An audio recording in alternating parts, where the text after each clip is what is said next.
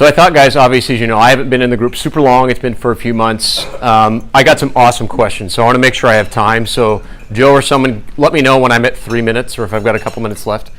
I thought what I'd do is just give you, I call it the origin story. Like when I do videos with a lot of you guys, a lot of people want to know, like, how did I get into what you do? And for most of us, that's fairly interesting. So I'll give you the Reader's Digest version of me. So I'm from Lincoln. I've been doing the website digital marketing stuff. I was a graphic design major, art major in school. So I've been doing this back since the 90s, which it sounds like, again, from a website perspective, it's been kind of since the beginning. I tell people I'm kind of an odd duck, and I really am. I'm kind of what I call this mixture of, I'm an artist. My mom was a piano teacher. My dad's a software developer. So that's what I tell people. I got that mix of both. So one of the things when I kind of got into the industry, which was really cool, is I loved and I was really interested in how the tech could enhance or mash up with kind of the traditional marketing stuff. So that's kind of how I got into the business. I started freelancing, and then all of a sudden I was an owner, which I tell people that wasn't really, I didn't have this like, oh my gosh, I want to build this big giant business, but my parents are from farms. I was around so many people that had small businesses, and I'm like, it just seemed like that's what you did. You learned your trade and you started to sell your services. Really fast forward, so 7 years ago, I had sold my previous business. I was a little burned out. I was an employee for a while, which was great. I enjoyed that. My daughter was going to be born. I was working crazy hours. I'm like, you know what? And I had all these people coming to me. Now social media is around. Everybody's confused and frustrated. And I'm like, okay, if I'm going to do this, I've done the life of working 70 hours a week. I'm going to do this on my timeline when I want to do it. So this was kind of based on the premise of being sort of a family-owned business. I really felt like, especially as things have matured in marketing, is that now being a small business, being personal, being an individual is rewarded. Back in the days when I started with marketing, that really wasn't the case. It wasn't about people first necessarily. It was more about product and service.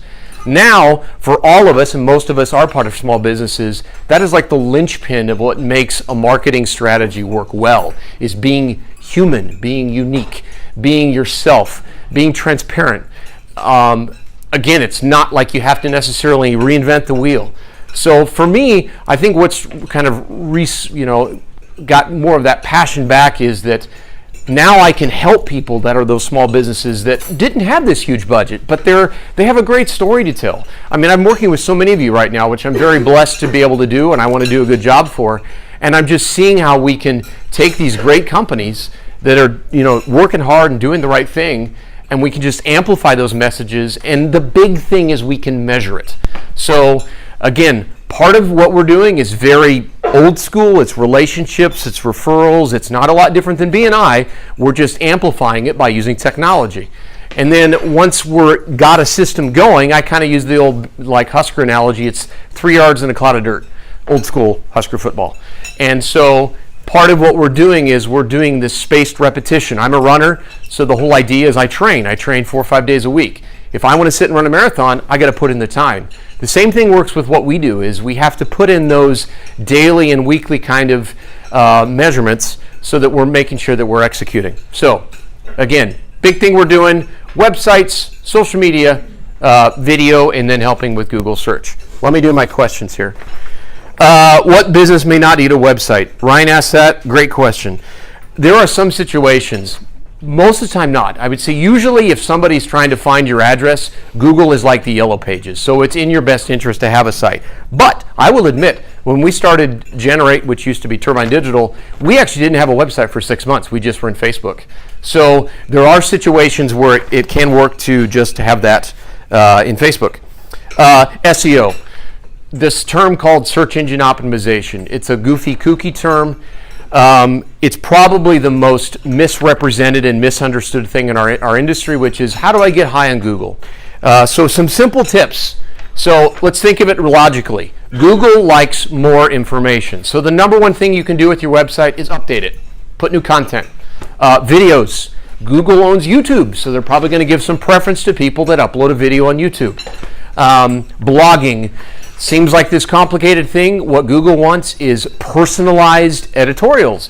For a lot of us, I'm talking with Dr. Duncan right now, it's like, you guys have this wealth of knowledge. Just pick a topic, write, you can even audio dictate it sometimes to someone or type it out. A couple paragraphs. That stuff is great for Google.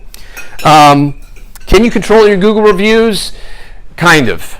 I had a great chat with Regina about this. So real quickly, since I'm running out of time, the blessing and the curse. So on the one hand, the review process is a new thing that can be frustrating for some clients because you can get some real screwballs that put some stuff out there. But here's what I will tell you. People respect someone that's just up front. If they give you a bad review, it's okay. I know Todd is one that's benefited greatly from a lot of great reviews. I say this, you can't buy a reputation now. That used to be the case. So the disruption of some of these things, although there is some challenges with it, as small business owners, we benefit from the fact that nobody as a big dog can buy out if they're doing a bad job. All right. More questions, but that's what I had. So Jason, you were in BNI before, right? Yes, correct. How long were you in the other group? I was in there for 7 years, 7 years. and it was amazeballs. It was awesome. I absolutely loved it. Okay. So obviously you have a lot of connections in this group. It's working really well for you. Give us some of the benefits you've seen over the last 7.5 years in BNI. Well, I think, to me, the thing that's been cool about this group is you guys are very passionate. I see people that, again, you're switched on and you really want to help each other. And, for me, you guys are fit like a glove as far as, for us, it is about small business and it's about trust. And as much as I love my industry, it's just hard to find people you can trust. So I think our goal is just to be that trustworthy resource. And again, I've really enjoyed getting to know everybody.